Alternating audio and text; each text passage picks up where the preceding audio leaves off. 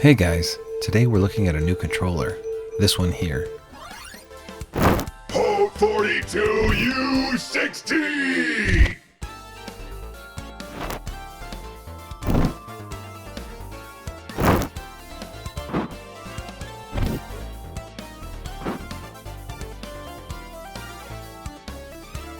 Now this here is the Haute42/Cosmox U16.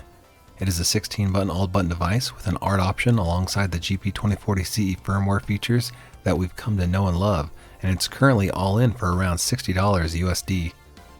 It comes in this black cardboard box, and then inside that sits your user manual, some stickers, an appropriate USB cable, your spare parts, and then a little tool to help with replacing the artwork.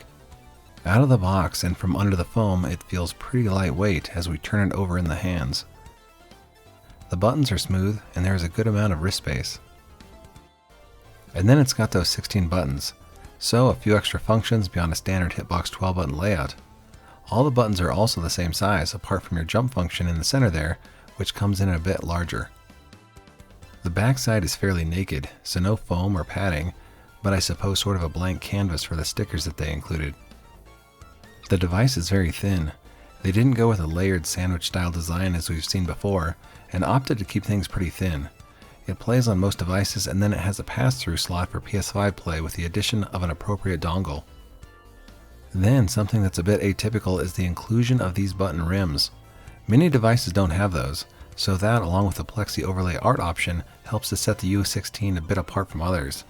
And maybe it's because of those rims, but the buttons sit just a bit higher than usual. If you are familiar with some of the previous Haute models like the T16 Crystal, then you'll recognize that familiar footprint. By way of dimensions, it's just shy of a foot long and around 8 inches wide. And again, with not much metal, the device is very thin and lightweight. The U16 is not even 1.5 pounds, so worth noting if you prioritize ultralight controllers. Here's how its footprint stacks up against some other offerings.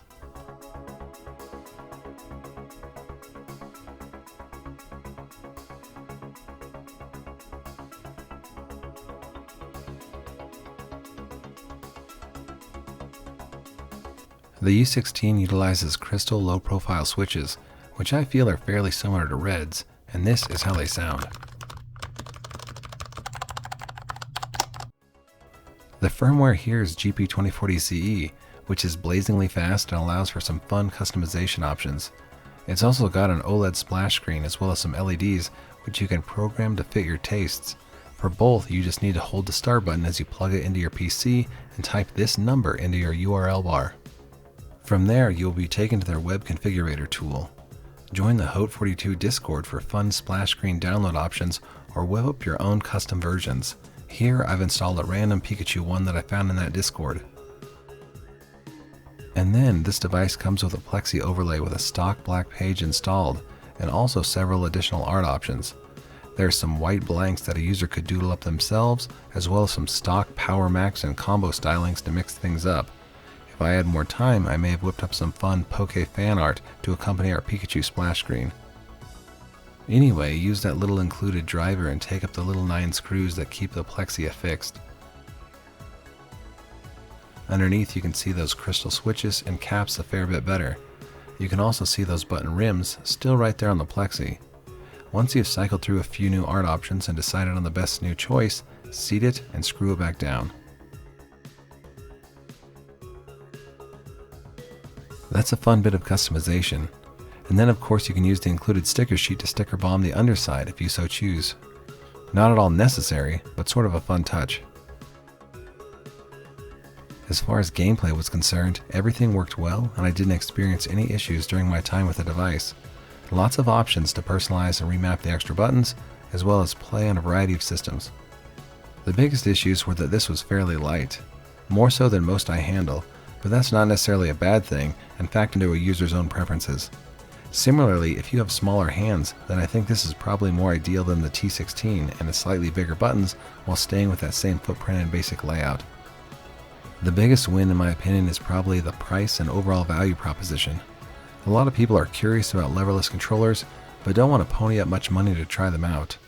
The U16 hears those complaints and the price typically hovers between $60 and $70. even lower with welcome deals, and that's still true at the time of this video's release on both Amazon and AliExpress.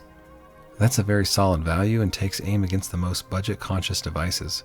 Here you could get play on most systems, utilize some extra key functions, and then have some beyond the usual art customization options with the Plexi overlay and included blanks and stock artworks. So yeah, at this point, Haute42 has proven themselves as something beyond a flash in the pan, and this is a welcome addition to their arsenal. If you're looking to dip your toes into the leverless world without breaking the bank, then I think this is a fair option for you to consider. In fact, for this review, they sent me not just this one here, but an extra second one to give away to a viewer at home. If you've always wanted to try a leverless, then here's your chance.